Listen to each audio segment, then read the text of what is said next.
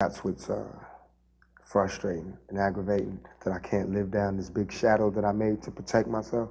Because it started out as just being, I need to get an alter ego to keep people away from me and to protect myself, which everybody does. You know, like when somebody breaks into your house and you know he's in the house, you wouldn't go in your real voice, "Excuse me, are you breaking in my house?" You would go, "Hey, what you doing in my house?" It's the same thing that I do. You know what I mean?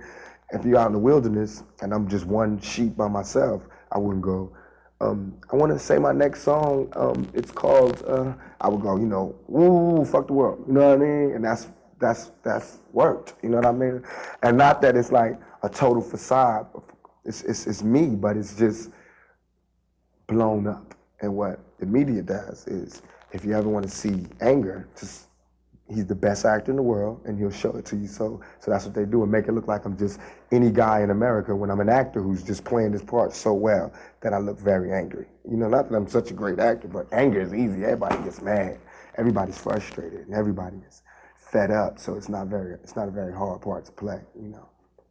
No, you created like something that was like, yeah, too good, because now they're Now they're using it. I mean, I've made Bob Dole and Dolores Tucker into household names, you know, along with some of the other rappers. And I've made a lot of people, I made politicians, you know, figure out what it is they do for a living. You know what I mean? And that's good in a way, but it's bad in a lot of ways. We always wanted to spark debate. We always wanted to be noticed, but never wanted it to be this way.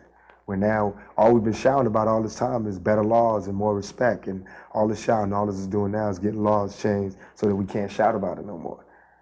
And we get less respect anyway. So it's frustrating to see this demon that not only the media has created, but I've taken responsibility for helping to create that. But it's just like any full-blooded all-American guy. When you're in high school, you're the party animal, then you want to grow up. But what if you was in high school all your life and nobody wanted to see you go from the party animal to the student or the scholar? You know, it's just too much fun, because what it is they don't have a party animal who's as good as I am, who's as articulate and fun to watch and charismatic. You know what I mean? That's what they actually say, and that's how they actually feel. It's not me jocking myself, but that's how they feel. It's like, oh, he's the best villain, because at least we can hear what it is we don't like. He's saying it clear. But if you thought about it, I'm hardly the villain. I'm hardly the one you should be scared of. It's the guy that can't talk. It's the guy without a job. It's the one with scars on his face, not the one clean cut. You know what I mean? You should be worried about a lot of other things, but not me. It's interesting because you kind of have, Spoon is kind of artistically a way out for you, and Spoon is looking for... No doubt. He is a way to help my image, and I am a way for him to, my life has made it easy for me to jump into Spoon, because all I have to do is think, where would I be if I stayed on those paths? And I would be Spoon, because he's articulate, talented, he's just a junkie. You know what I mean? So where would I be had I not took these chances, had I not gone all out, had I not done the things that made me into a monster in the media's eyes? I would be Spoon. I would still be a very talented human being that no one knew about, that no one interviewed, that no one gave movie parts to.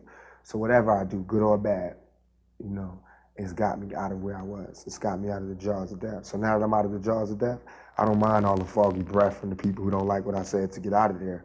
I'm just happy I'm not there anymore.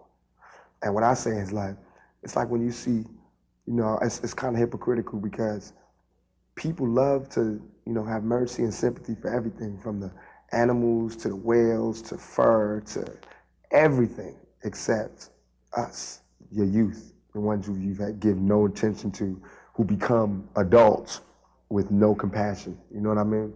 And I feel like if you walk by a street and you was walking on concrete and you saw a rose growing out of concrete, even if it had messed up petals and it was a little, you know, to the side, you would marvel at just seeing a rose grow through concrete.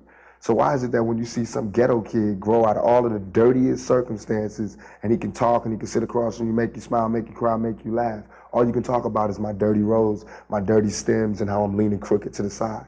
You can't even see that I came up out of that shit. And that's exactly the analogy that it is for me. You know what I mean?